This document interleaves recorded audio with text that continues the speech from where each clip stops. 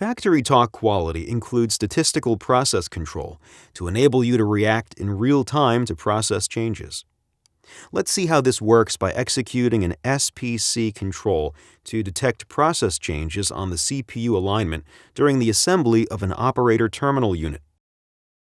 In the execution client, we go to the Sample Plan Home window and observe that 4 sample plans have already been executed for the CPU alignment SPC control.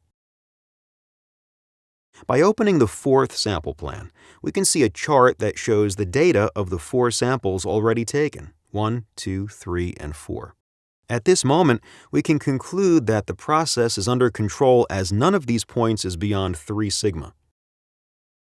The 3 sigma limit is represented in the chart by UCL, which is the upper control limit, and the LCL, which is the lower control limit.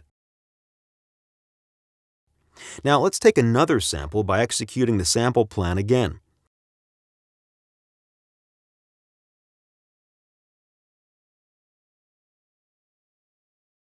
For this sample, we enter the following measurements: -2, -7, -9, -8, and -9, and click Save.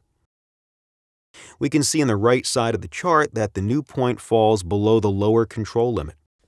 This means that the process is out of control and that we need to react appropriately to bring it back under control. By clicking Complete, the state changes from open to failed. Finally, let's open the report to see the results of the execution of those 5 sample plans.